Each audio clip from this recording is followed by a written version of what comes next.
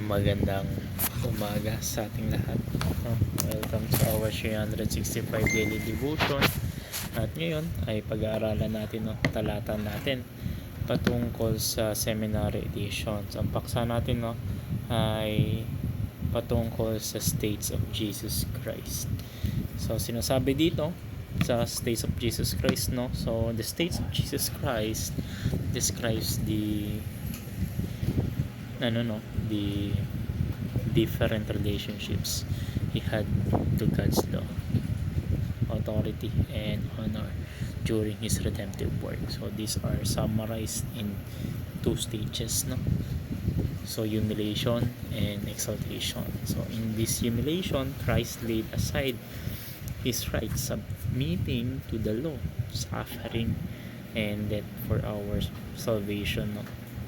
So in his exaltation, he was raised, ascended, seated at the Father's right hand, and crowned him with glory and honor. So sabi sa talata natin, sa Philippians, so in your relationships with one another,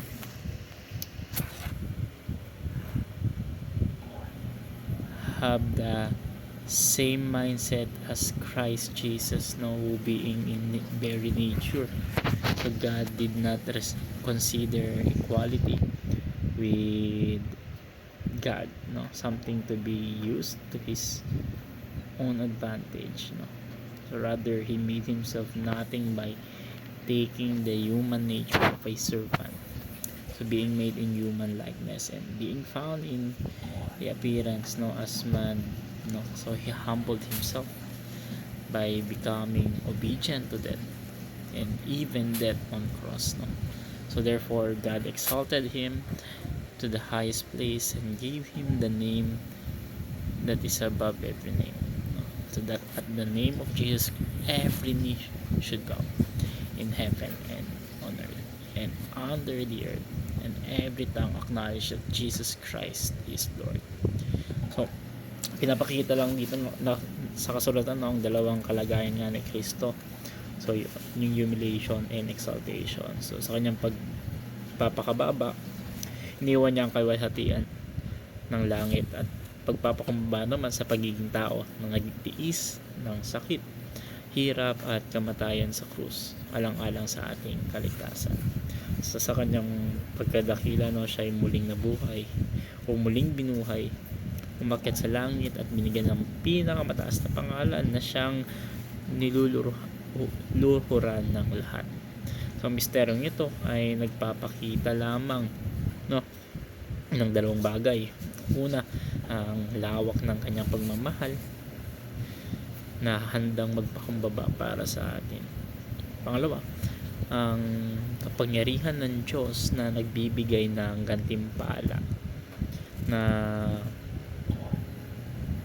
or sa tunay na pagpakumbaba. Kaya ang buhay ni Jesus ay huwaran ng tunay ng pagsuko sa kalooban ng Ama, mula sa kanyang pagiging alipin hanggang sa kanyang pagkakaroon bilang hari ng mga hari.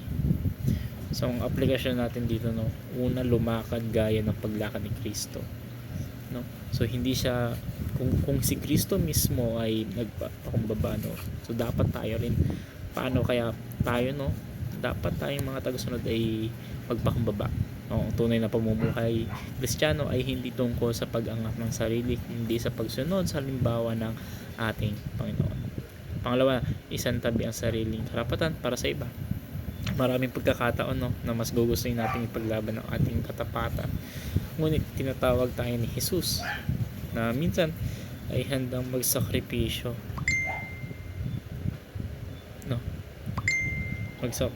para sa ikabubuti ng iba. So ang tunay na pagmamahal ay nakikita sa handang magbigay, hindi lamang sa handang tumukap.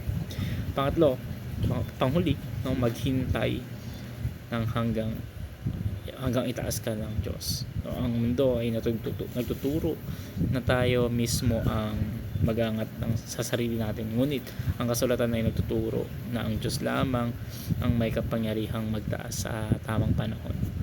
Ang pagpapakumbaba ngayon ay hahantong sa karangalang mula sa Diyos bukas.